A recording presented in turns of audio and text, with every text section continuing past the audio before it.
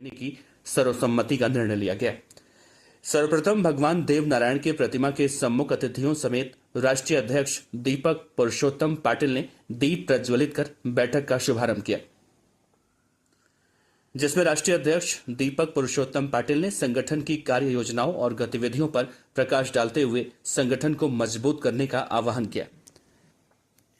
इसके साथ ही युवा राष्ट्रीय अध्यक्ष सुंदर चौधरी ने कहा कि गुर्जर समाज राजनीतिक गतिविधियों में उस पार्टी के साथ रहे जो समाज के साथ और राष्ट्र हित में कार्य करे। इस मौके पर अखिल भारतीय गुर्जर महासभा के राष्ट्रीय अध्यक्ष दीपक पुरुषोत्तम पाटिल, राष्ट्रीय संगठन महामंत्री बच्चू सिंह बैसला, राष्ट्रीय महिला अध्यक्ष रेणु चौधरी गुर्जर, राष्ट्रीय युवा अध्यक्ष सुंदर चौधरी के साथ साथ जयपुर की महापौर और महिला प्रदेश अध्यक्ष मोनेश गुर्जर, निगम पार्षद मोनेश डेढ़ा, पार्षद कुसुम लता और गुर्जर समाज के कई गणमान्य अतिथि भी मौजूद रहे। कि हम जहां बैठे हैं उसके लिए पूरा निष्ठा भावना से उसका, उस समाज का और उस प्रभु के द्वार का साथ है। इसलिए आज के सुंदर भव्य गुर्जर महासभा के कार्यक्रम में आप सब लोगों का धन्यवाद करती हूँ। यहाँ पर आए अभिनंदन करती हूँ, नंदन करती हूँ। अपने समाज के प्रतिष्ठित लोगों का बहुत बहुत सिर झुकाकर अभिनंदन करती हूँ।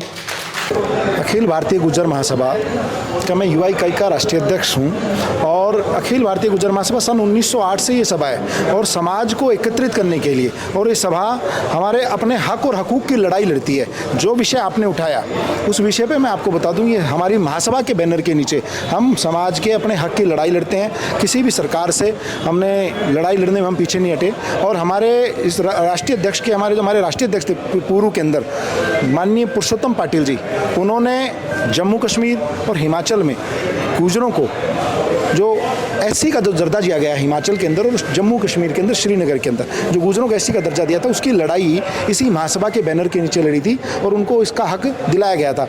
और ये महासभा जो कार्य करती है इसी हक के लिए करती है कि उन्हें, हमें, हमारे जितनी हमारी भागीदारी है समाज के अंदर, जितनी हमारी संख्या है उस हिसाब से हमारी भागीदारी तय हो। अखिल भारतीय गुर्जर महासभा 1908 की संस्था है। पूरे भारतवर्ष के जम्मू कश्मीर से लेकर कन्याकुमारी, आसाम से गुजरात तक इस पूरे प्रदेशों की इसमें इकाई बनी हुई है।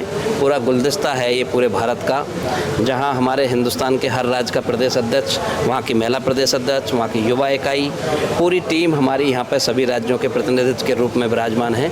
और अखिल भारतीय गुर्जर महासभा का ये सम्मेलन नहीं है, ये राष्ट्रीय कार्य समिति है। और राष्ट्रीय कार्य समिति में केवल अपेक्षित व्यक्ति जो हमारे राष्ट्रीय पदाधिकारी हैं या प्रदेशों के अध्यक्ष हैं या प्रदेशों के कार्यकारी अध्यक्ष हैं या महामंत्री हैं, केवल हमने उन्हीं अपेक्षित लोगों को राष्ट्रीय कार्य समिति में शामिल किया है। और राष्ट्रीय कार्य समिति का जो विषय की बात आती है तो विषय हमारा पूरे भारत के इसमें एजेंडे हैं, जिसमें आप चाहे गुर्जर रेजिमेंट की बात हो, चाहे भारत निर्वाचन आयोग को हम शीघ्र ही एक ज्ञापन डेलीगेशन देके हमने जो पूरे भारतवर्ष में विधानसभा और लोकसभा क्षेत्र जो हमारे रिजर्व कर रखे हैं, जो हमारे बाहुल्य हैं, उनको हमें ओपन कराने के लिए बात हो।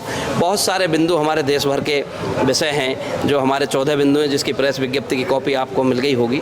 उसमें सारे बिंदु हमारे तय हैं, उन सब पर बात हो रही है। साथ में हमारी राजनीतिक दलों में जो जितनी हमारी संख्या है, जितनी हमारी जिसकी भागीदारी, जितनी उसकी हिस्सेदारी वाली जो बात आती है, उस लाइन पर हम जम्मू कश्मीर से कन्याकुमारी और आसाम से गुजरात तक हम जो संख्या बल के हिसाब से हैं, हमारे प्रतिनिधित्व पर राजनीतिक दलों को भी हम चेताना चाहते हैं कि वो समय रहते हुए हमारे लोगों को सही जगह पर उनका मुकाम और उनकी जो हिस्सेदारी बनती है उसमें शामिल करें। अन्यथा उन राजनीतिक दलों को आपका जो है वहाँ पर बहुत ही बड़ा नुकसान झेलना पड़ेगा।